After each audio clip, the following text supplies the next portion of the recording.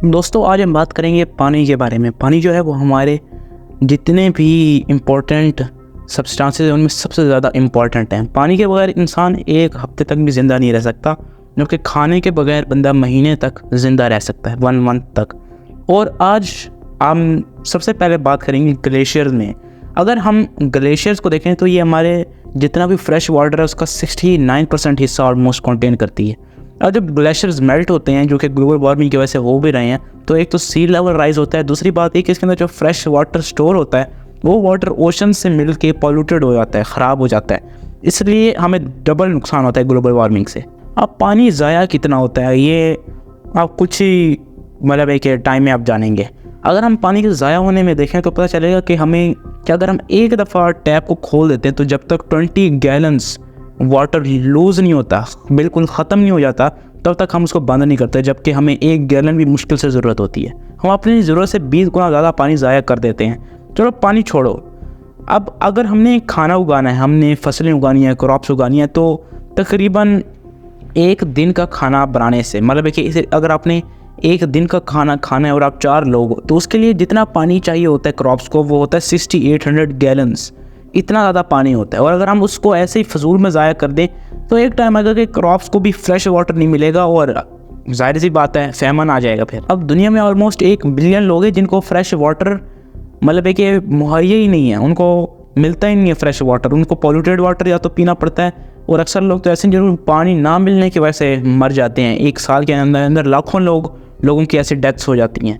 एक दिन में पानी को ढूंढने के लिए जो पूरी दुनिया के लोग हैं उनमें से 200 मिलियन वर्क आवर्स कंज्यूम किए जाते हैं सिर्फ पानी को ढूंढने में। यानी वो फैमिलीज जिनको पानी नहीं मिलता वो एक दिन में सारे मिला के तकरीबन 200 मिलियन यानी 20 करोड़ घंटे लगा देते हैं पानी को ढूंढने में। यानी आप देख सकते हैं कि पानी कितनी इंपॉर्टेंट चीज़ है और हम इसको कैसे तरह ज़ाया करें। अगर हम अपने ब्रेन को देखें तो 70% जो है ये सिर्फ पानी का बना हुआ है, और यही वजह है कि ब्रेन हमारी इलेक्ट्रिक इम्पल्सेस यानी एक इलेक्ट्रिसिटी आप कह सकते हैं, एक इलेक्ट्रिक सिग्नल भेज सकती है। वरना अगर ब्रेन का पानी ज़रा सा भी कम हो तो ये इलेक्ट्रिक इम्पल्सेस नहीं जा सकती कहीं भी, और आपका ब्रेन उधर ही जैम हो जाएगा और कहीं भी सिग्नल नहीं जाएगा। और जो दुनिया में 80% जितनी भी बीमारियां हैं, मतलब कि जितनी भी बीमारियां उनमें से 80% सिर्फ पानी से रिलेटेड हैं। यानी कि क्योंकि हमारी बॉडी मैक्सिमम बनी ही पानी पे है, तो जितना भी ऑलमोस्ट दुनिया में बीमारियां हैं 80% सिर्फ पानी की वजह से होती हैं। अगर आप पानी पॉल्यूटेड पीना शुरू हो जाते हैं तो बीमारियां आपके आने शुरू हो जाएंगी। सिर्फ 20% बीमारियां ऐसी होती हैं जो कि पानी से रिलेटेड नहीं होती हैं, वो कोई और मसले होते हैं, लेकिन 80% होती हैं। अब वाटर लीकेजेस कितनी होती हैं, मैंने आपको शुरू में बताया था कि आपको थोड़ी देर बाद पता चल जाएगा।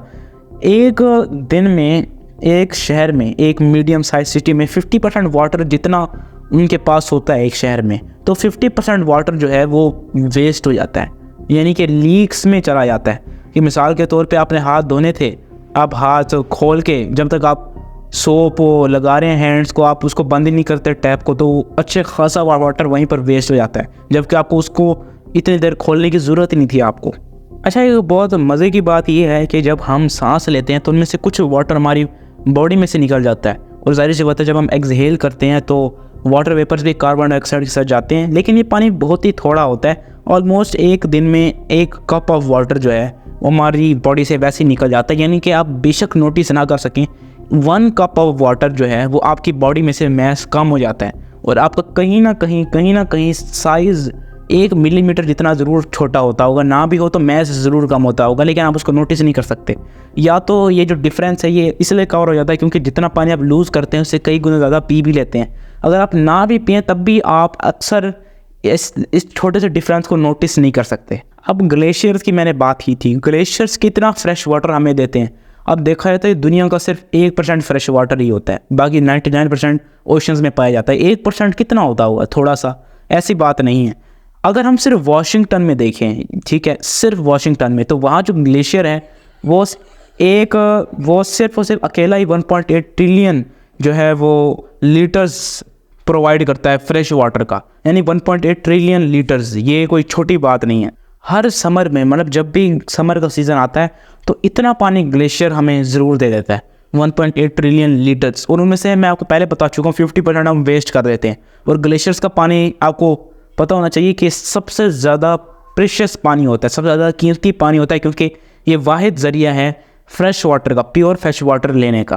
तो आज के लिए इतना ही है, अगली वीडियो में मिलेंगे, तब तक के लिए बाय।